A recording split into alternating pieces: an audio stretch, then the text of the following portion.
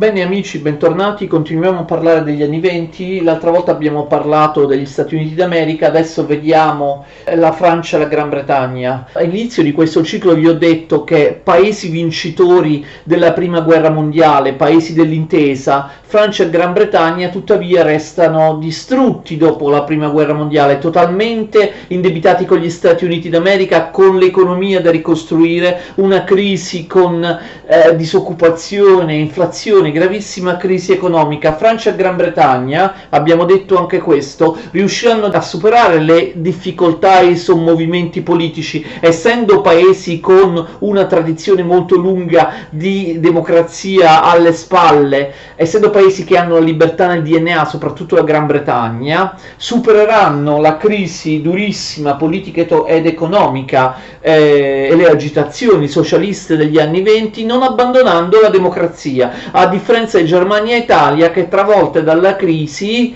si daranno ai dittatori. La crisi economica è durissima in Gran Bretagna, i sindacati, le associazioni operaie, il partito laburista organizzano scioperi, occupazioni delle fabbriche, un po' come in Italia durante il biennio rosso, ve lo ricordate? Si arriva addirittura nel 1926 a un passo della guerra civile. La Gran Bretagna è completamente bloccata dagli scioperi, delle occupazioni, c'è uno sciopero generale portato avanti dai minatori per mesi, ma la crisi si riesce a superare perché, prima di tutto, in Gran Bretagna non si vota per l'estrema destra, non si accettano i Mussolini e così via, sono ancorati alla democrazia.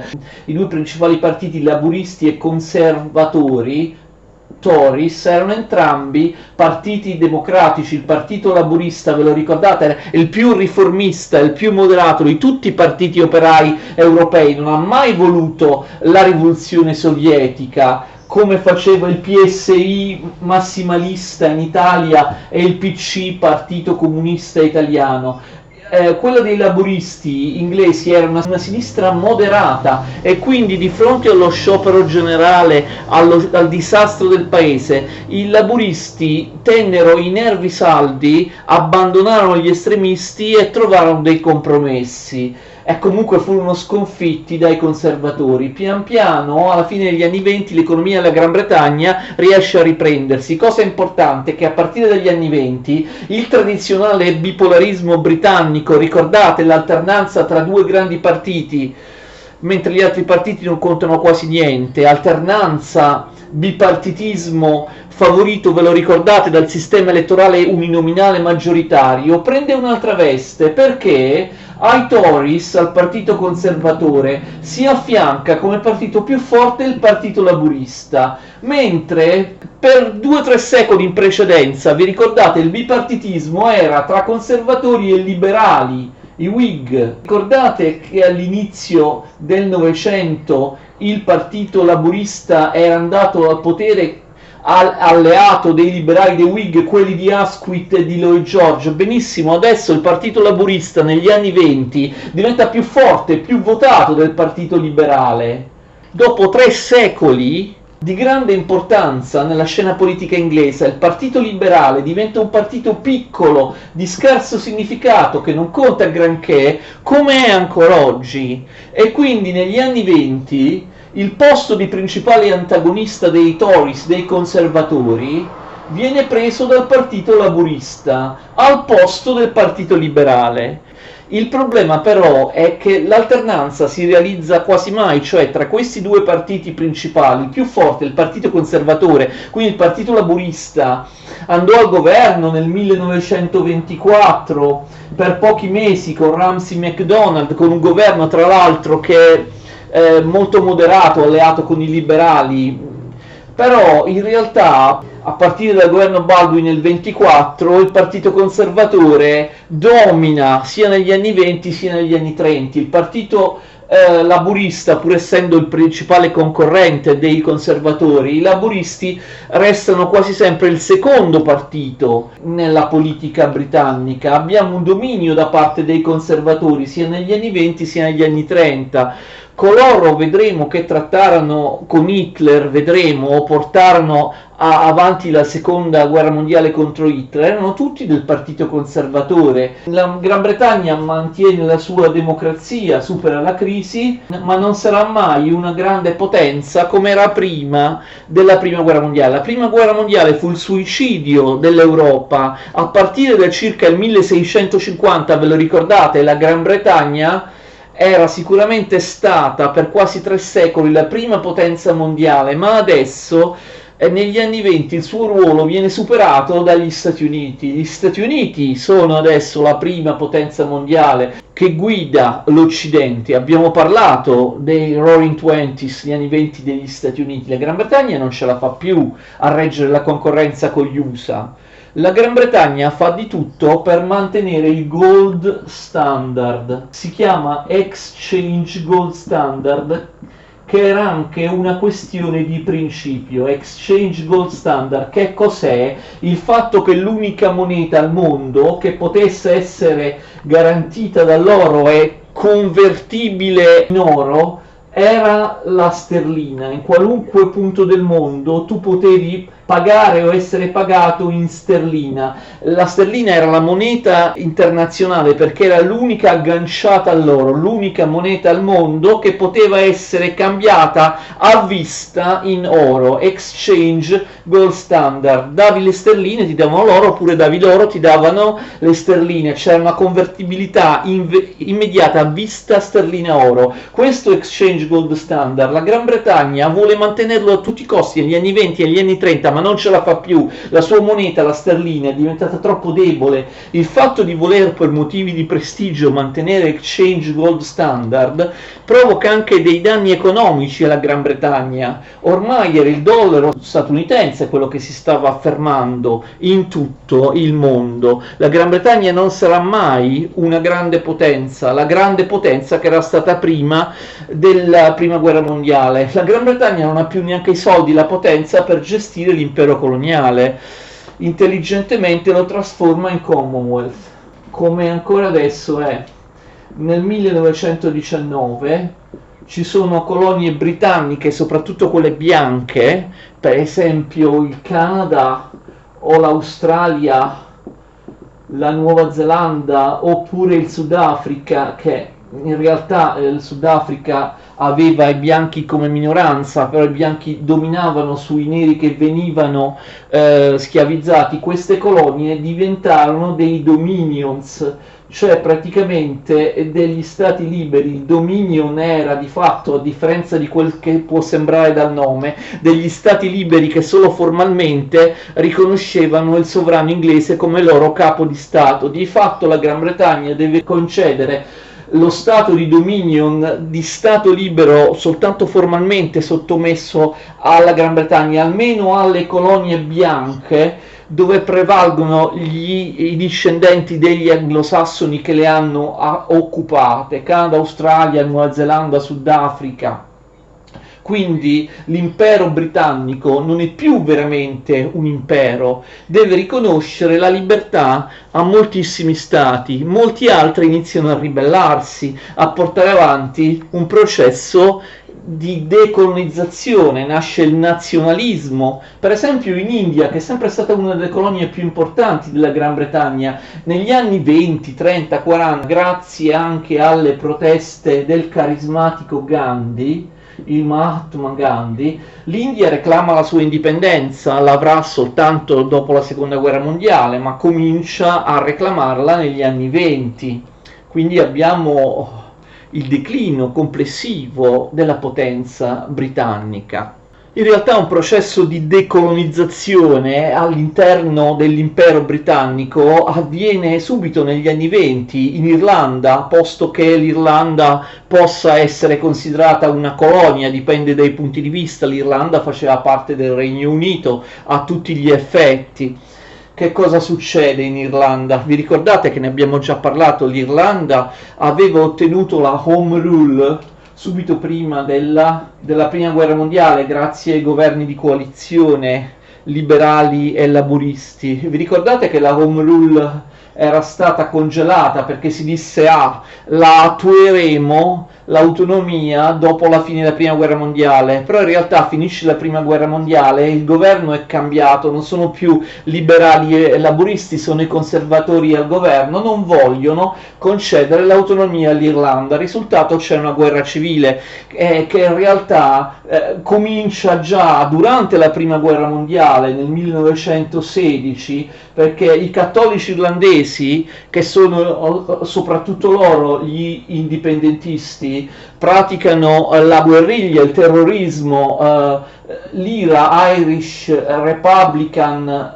Army, è una delle prime organizzazioni nella storia a usare il terrorismo. Insieme ai bolscevichi, i cattolici irlandesi, gli indipendentisti irlandesi sono proprio gli inventori del terrorismo. Ci sono bombe che esplodono, attentati, quindi una guerra anomala, una guerra sporca. Questo mise in difficoltà la Gran Bretagna, perché questa guerra dell'indipendenza dell'Irlanda, ripeto, mise in difficoltà la Gran Bretagna durante la prima guerra mondiale, continuò poi nel 1921, dopo secoli di dominazione da parte della Gran Bretagna, l'Irlanda ottiene l'indipendenza, diventa Stato libero d'Irlanda, però attenzione, un dominion, vi ricordate, come Canada e l'Australia, cioè uno Stato libero sì, ma che formalmente riconosceva come proprio capo il sovrano d'Inghilterra, e bisognava giurare fedeltà al sovrano d'Inghilterra. A molti irlandesi non andò bene e qui nel 22 e nel 23 ci fu una guerra civile tra gli irlandesi che avevano ottenuto la libertà, sia pure come dominion. Gli irlandesi iniziano a scannarsi tra di loro, c'è la parte moderata, quella legata agli inglesi, che dice ci sta bene essere dominion, ma ci sono i repubblicani più estremisti che dicono dobbiamo essere una repubblica totalmente separata dalla Gran Bretagna, e quindi hanno combattuto contro la Gran Bretagna per l'indipendenza. Dopo il 1921 due fazioni si ammazzano tra di loro, c'è la guerra civile irlandese che finisce nel 23, però in realtà la situazione si stabilizza soltanto nel 1931, vincono i repubblicani e quindi l'Irlanda diventa Eire. Ancora adesso questo è il nome ufficiale dell'Irlanda in gaelico, la Repubblica Irlandese. Si scontrano in questa guerra civile coloro che vogliono restare un dominion, guidati da Michael Collins e del suo partito, il Fine Gael, contro gli indipendentisti appoggiati appunto dai terroristi dell'IRA, gli indipendentisti radicali guidati da Eamon de Valera e dal partito da lui fondato Fianna Fáil. Si tratta di una situazione veramente incresciosa e triste, perché in fondo Fine Gael e Fianna Fáil erano comunque due partiti celtici, entrambi anti-inglesi. Personaggi come Collins o De Valera avevano fino a poco tempo prima combattuto insieme nella guerra di indipendenza contro l'Inghilterra e ora si trovano l'uno contro l'altro. Questa guerra civile è molto crudele, lo stesso Michael Collins viene ucciso durante i combattimenti. Come vi ho detto, vincono i repubblicani che vogliono un'indipendenza totale dalla Gran Bretagna, vince il Fianna Fáil di De Valera, e De Valera sarà il primo presidente della Repubblica Irlandese Eire nel 1923. Quindi, come vedete, deflagra in maniera definitiva la questione irlandese che vi ricordate in realtà esisteva da secoli. Ad ogni modo torneremo a parlare dell'impero coloniale britannico e del Commonwealth in una prossima lezione, una di quelle dedicate al mondo non occidentale e appunto all'andamento delle colonie europee. Parliamo adesso della Francia. La crisi economica, anche qui la disoccupazione negli anni 20 colpiscono duramente. Anche qui le tensioni saranno stemperate attraverso degli accordi, dei compromessi che manterranno la democrazia. La Francia però negli anni '20 subisce una crisi economica che è inferiore rispetto a quella della Gran Bretagna. Perché? Perché la Francia sfruttava la Germania. Ricordate che in base al Trattato di Versailles la Francia aveva occupato la Sarre, ma poi vedremo in un'altra lezione che siccome la Germania non riusciva a pagare le enormi riparazioni di guerra, la Francia occupò anche la Ruhr. Si tratta di due tra i distretti industriali più importanti e più ricchi della Germania, quindi la Francia e il Belgio, vi ricordate? Costringevano la Germania a pagare immense riparazioni di guerra e quindi sfruttando la Germania, i debiti di guerra della Germania, sfruttando l'occupazione della Sarre e della Ruhr, la Francia e il Belgio riuscirono sulla pelle dei tedeschi che si impoverirono fino alla fame, riuscirono a superare meglio la crisi. Tuttavia anche la Francia aveva grossi problemi all'interno del suo impero coloniale. Molte nazionalità anche lì iniziavano a ribellarsi, iniziavano a chiedere l'indipendenza. Inizia il processo mondiale della decolonizzazione che poi avrà successo soprattutto dopo la seconda guerra mondiale. Per quanto riguarda la Francia, in Francia si alternano al potere due schieramenti, sono molti partiti in Francia, è molto complicato, non citiamo i nomi di tutti i partiti. Abbiamo uno schieramento conservatori che spesso prendono il nome di blocco nazionale, e uno schieramento di sinistra con molti partiti, il partito socialista, il partito radicale, eccetera. La Francia, a differenza dell'Inghilterra, aveva lo stesso problema dell'Italia, partiti di sinistra che erano estremisti, rivoluzionari, come il PCF, il Partito Comunista Francese, che fu fondato, ricordate, come il PC, Partito Comunista Italiano, era una sezione della Terza Internazionale o Comintern e prendeva quindi ordine da Mosca, dall'Unione Sovietica, e voleva fare la rivoluzione bolscevica. In Francia non era un partito riformista, non partecipava a nessun tipo di governo e non si alleava con nessuno. Quindi abbiamo, oltre ad una sinistra moderata, anche una sinistra estremista, massimalista, guidata dall'Unione Sovietica.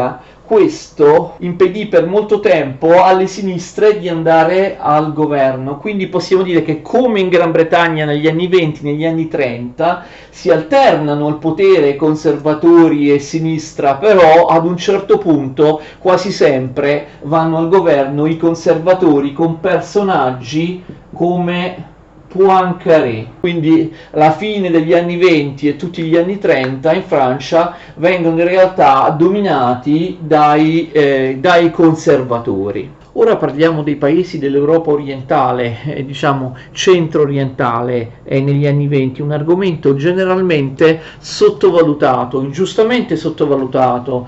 Invece è molto importante quello che avviene in Europa centro-orientale. Vi ricordate che lì gli stati nazionali erano nati in pochi decenni ed erano stati poi riaffermati con i trattati di Parigi nel 1919, ma si tratta di paesi piccoli, di paesi che non hanno alcuna tradizione democratica, paesi nei quali si fronteggiano diversi gruppi etnici che si scontrano continuamente, dove ci sono diverse religioni.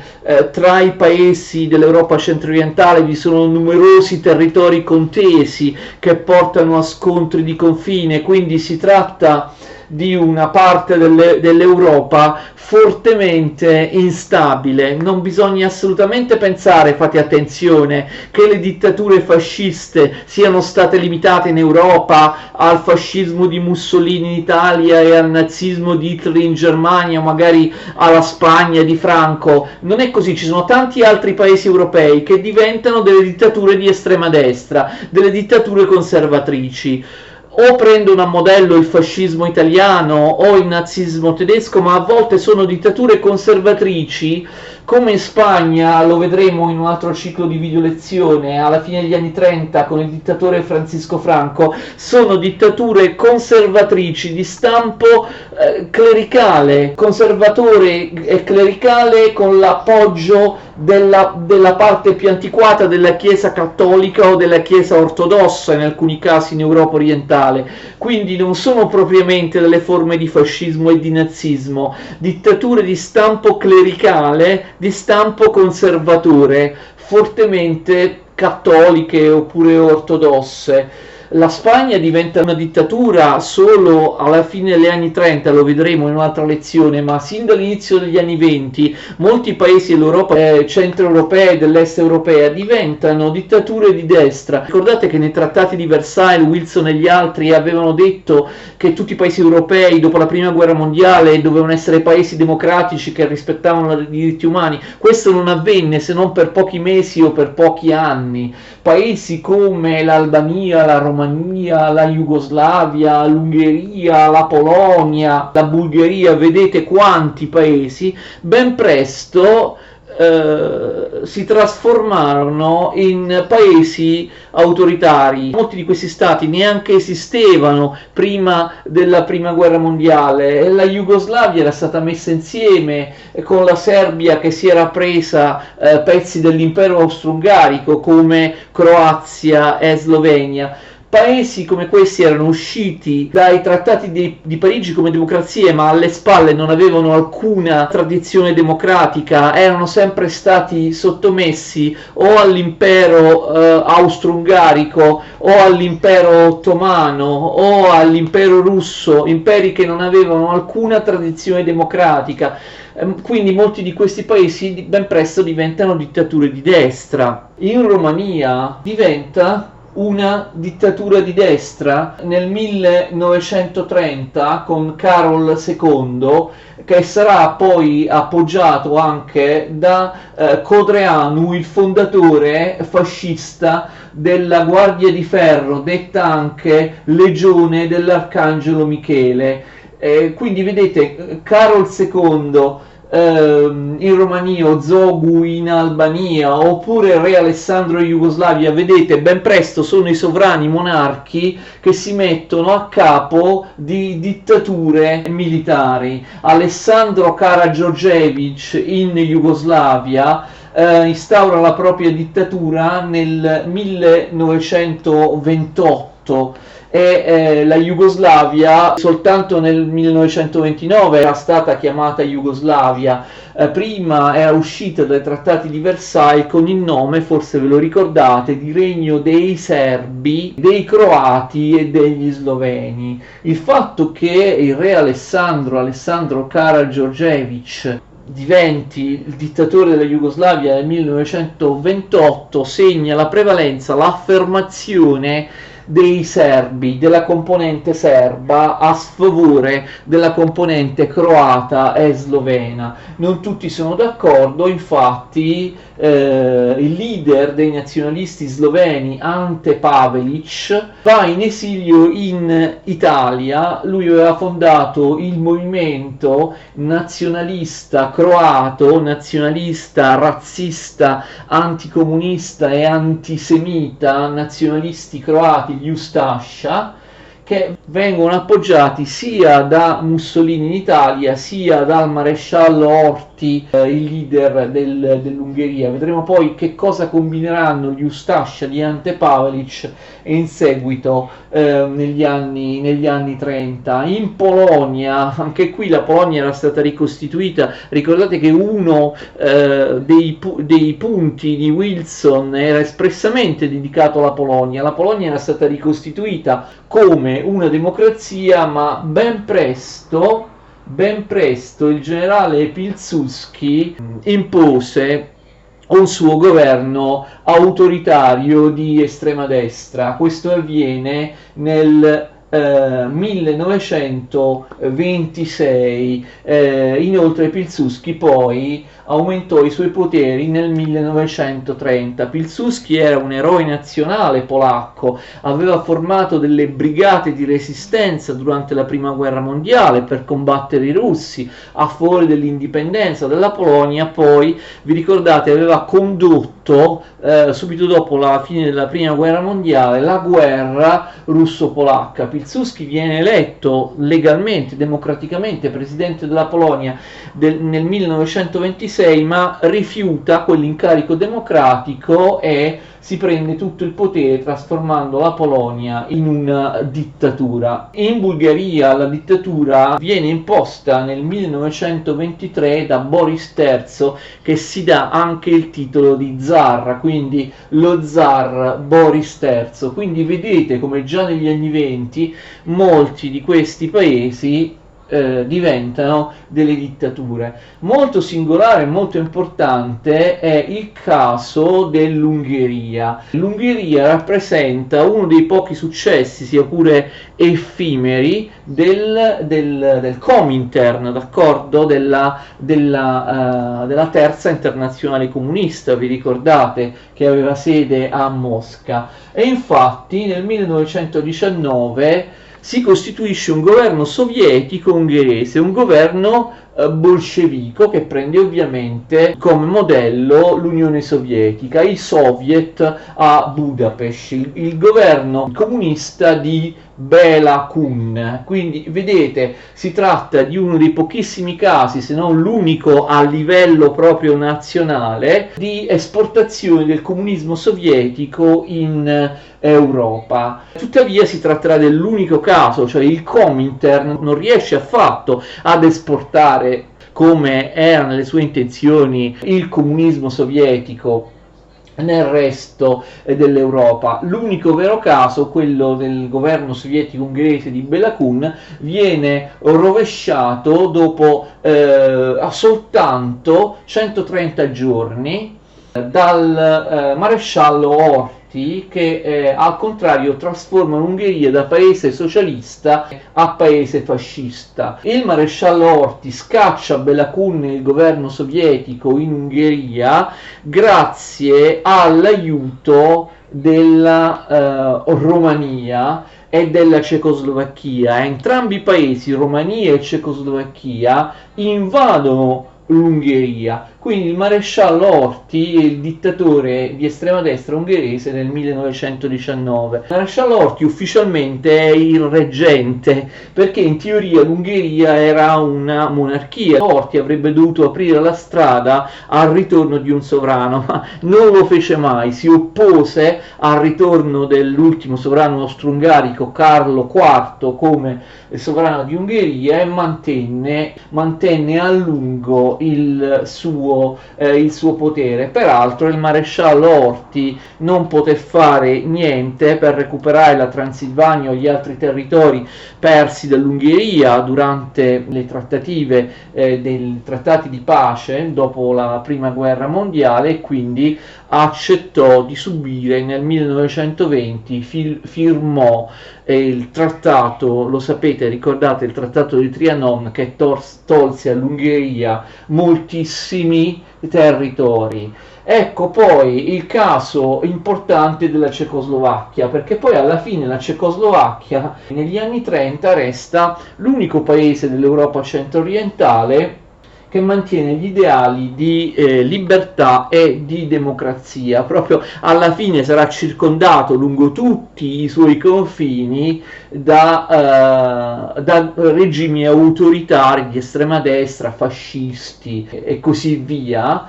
E la Cecoslovacchia viene guidata da Masaryk, che è proprio il fondatore dello Stato cecoslovacco che esce dai trattati di Parigi. Masaryk, appoggiato da Beneš, dal 1919 al 1935 la Cecoslovacchia resta una democrazia, quasi un'eccezione nell'Europa centro-orientale, e in quel periodo la Cecoslovacchia ebbe anche un significativo sviluppo industriale, sviluppo economico.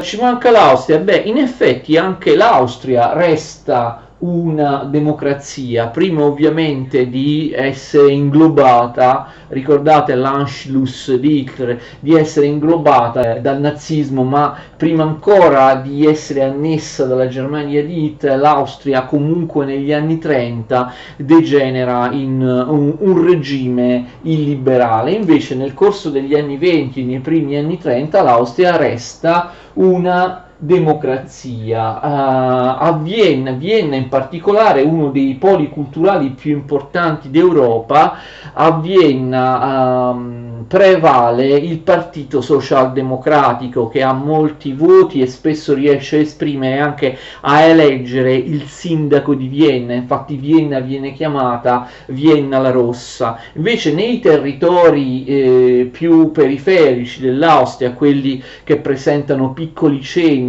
o popolazione rurale contadina, lì erano più forti i cristiano-sociali, un partito appunto di stampo cattolico e conservatore, che comunque era un partito democratico. In Austria vi erano anche partiti e movimenti di estrema destra, e in Austria vi era, attenzione, un forte, veramente forte antisemitismo, come d'altra parte in molti altri posti dell'Europa centrale e orientale. Tuttavia bisogna considerare attentamente questo fatto, cioè la circostanza che i due poli fondamentali del disciolto impero austro-ungarico, Austria e Ungheria, sin dall'inizio hanno esiti antitetici. L'Austria resta una democrazia, mentre l'Ungheria proprio è uno dei primissimi casi, se non il primo, di dittatura di estrema destra in Europa, col maresciallo Horthy nel 1919. Questo è importante, molti non lo sanno.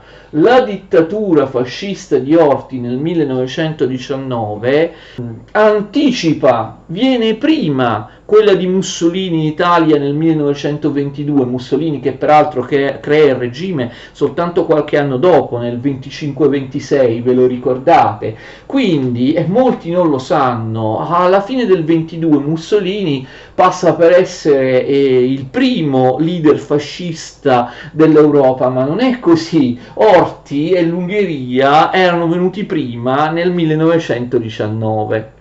Quindi, in conclusione, a me interessava particolarmente mettere in evidenza che non solo Italia e Germania, ma quasi tutta l'Europa, a partire dagli anni 20 e ancor più negli anni 30, poi alla fine degli anni 30, era piena zeppa di governi autoritari, fascisti, di estrema destra. Non soltanto l'Italia e la Germania, quindi questa è una cosa molto importante, molto significativo il fatto che in Europa centrale e orientale la democrazia liberale di stampo anglosassone non sopravvive assolutamente, e tutti questi paesi ben presto ricadono in forme di autoritarismo, perché questa è una clamorosa smentita dei trattati di Parigi, dei trattati di pace della prima guerra mondiale,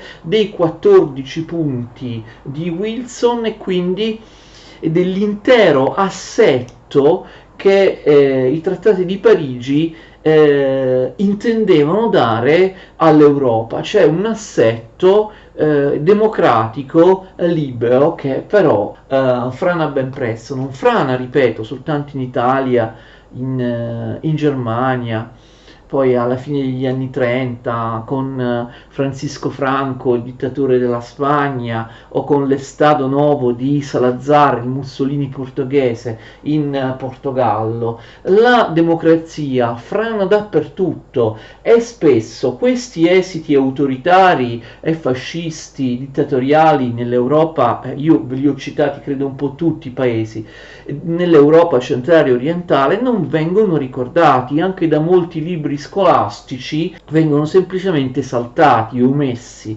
Invece io credo che sia importante parlare anche di questo. Dunque terminiamo questa video lezione dedicata alla situazione degli anni venti in alcuni paesi europei, segnatamente in Gran Bretagna, in Francia e nei paesi dell'Europa centrale e orientale. Naturalmente per quanto riguarda l'Italia degli anni venti con il fascismo eccetera abbiamo avuto numerose video lezioni, e voi direte la Germania, ovviamente avremo una video lezione apposita sulla situazione della Germania negli anni venti, come abbiamo fatto una video lezione intera, abbiamo dedicato una video lezione intera, la scorsa video lezione, alla situazione degli Stati Uniti negli anni venti. Anzi, proprio la prossima video lezione sarà dedicata